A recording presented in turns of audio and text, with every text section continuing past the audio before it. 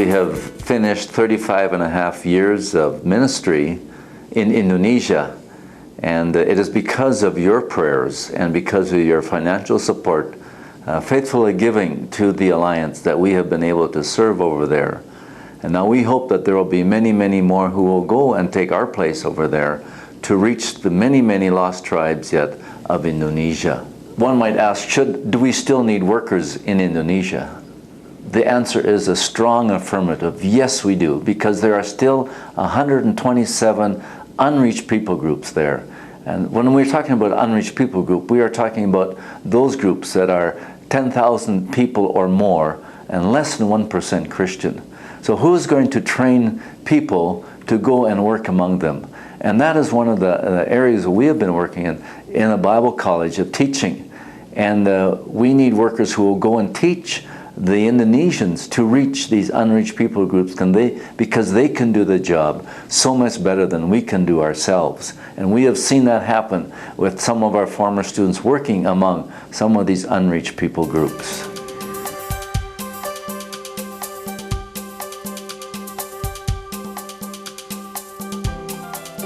Okay, I grew up in British Columbia, and I grew up in a Christian family, so that in itself had a lot of influence in my life. My parents were interested in missions. We'd have missionaries in our home. I liked to go and listen to the missionaries and see their slides. Sometimes during the summers, my parents would go to First Nation villages near us, and I'd go along with them. And so I saw my parents' heart for missions, and they would give to missions. Also, two of my brothers became missionaries. So in high school, I felt I wanted to serve overseas in some aspect, and I did want to go to university and to Bible college, and it was at university that I came to know about the Alliance, and I liked the missions program that they had. It was in my first year of Bible college that I felt I was reading the scripture one morning in John 15:16, where it says, "You have not chosen me, but I have chosen you, that you should go and bear fruit that lasts." And to me, that was like a stamp of approval, or that I want you to be a missionary. And that, kind of sealed my call, I think, for missions.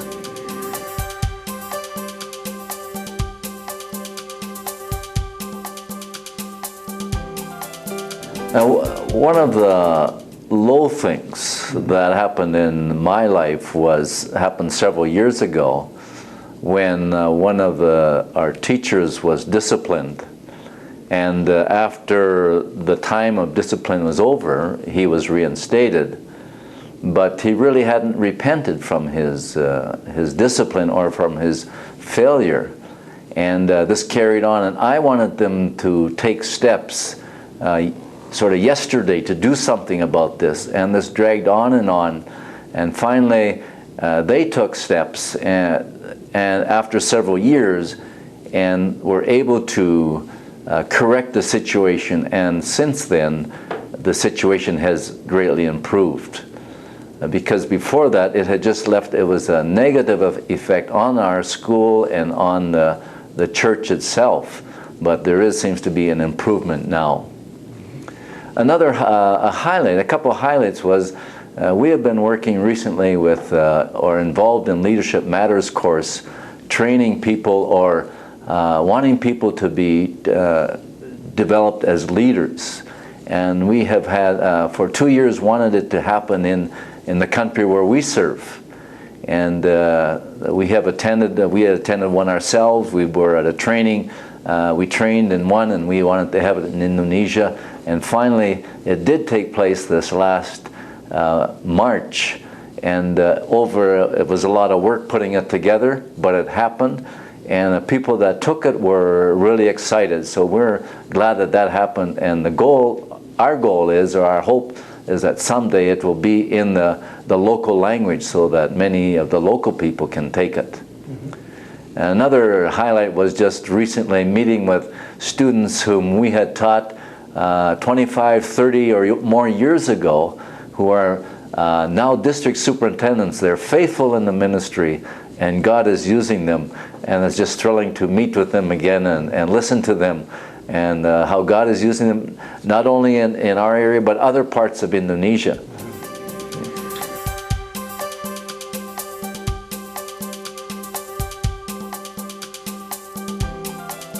Salam dalam nama Yesus Kristus. Kami senang kami bisa bertemu dengan saudara-saudari dengan cara begini. Saya mau mendorong saudara di dalam pelayananmu atau di dalam panggilan Tuhan untuk hidupmu, supaya yang penting sekali setia kepada Tuhan, selalu mengasihi Tuhan dan mengasihi orang lain, dan mementingkan Allah di dalam hidupmu. Dan kami juga mau mendorong saudara supaya selalu ambil waktu tiap hari untuk membaca firman Tuhan dan juga berdoa kepada Tuhan.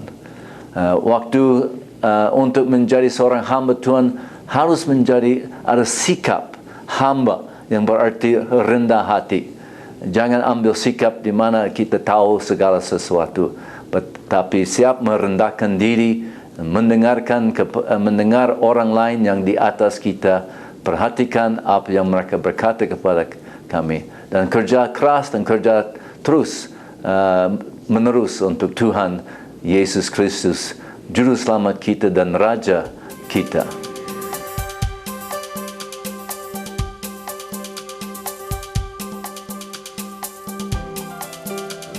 Salam sejahtera di dalam nama Yesus Kristus, Juru Selamat kita.